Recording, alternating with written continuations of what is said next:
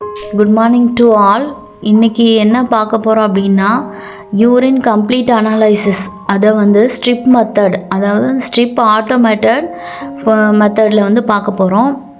Urine வந்து நல்லா mix பண்ணிவிட்டு ட்ராப்பரில் எடுத்து ஸ்ட்ரிப்ஸில் எல்லா ஸ்ட்ரிப்லேயும் படுற மாதிரி வச்சுட்டு டிப் பண்ணிவிட்டு டிஷ்யூ பேப்பரில் டேம்ப் பண்ணிவிட்டு மிஷினில் வந்து வச்சிடணும்.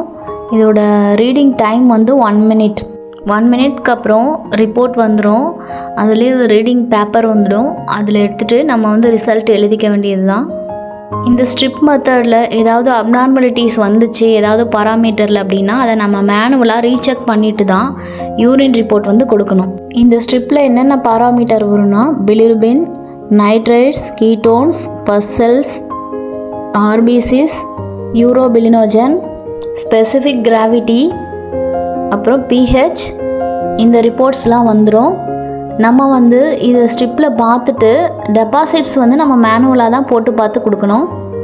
டெபாசிட்ஸ்க்கு யூரினை வந்து நல்லா மிக்ஸ் பண்ணிவிட்டு ஒரு டியூப்பில் 3/4 பார்ட் ஆஃப் டியூப்பில் வந்து யூரின் எடுத்துகிட்டு அதே அளவு பேலன்ஸ் வச்சுட்டு ஒரு 2000 to 2.5 RPM வந்து சென்ட்ரிஃபியூஜ் பண்ணணும் 5 minutesக்கு. க்ளவுடினஸ் வந்து எவ்வளோ அளவு இருக்கோ அதை பொறுத்து நம்ம சென்ட்ரிஃபியூஜ் டைமிங்கை வந்து இன்க்ரீஸ் பண்ணியும் RPM இன்க்ரீஸ் பண்ணியும் வச்சுக்கலாம்.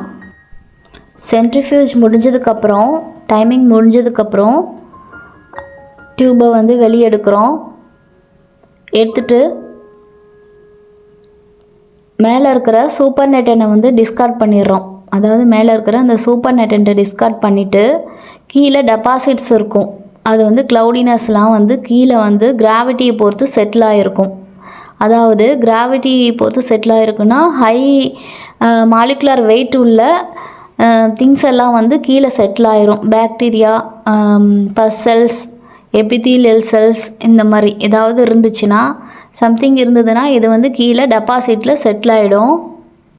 இப்போ இதில் பாருங்கள், கீழே வந்து டெபாசிட் வந்து செட்டில் ஆகிருக்கு. இது சூப்பர் நெட்டனை வந்து நம்ம டிஸ்கார்ட் பண்ணிடுறோம். டிஸ்கார்ட்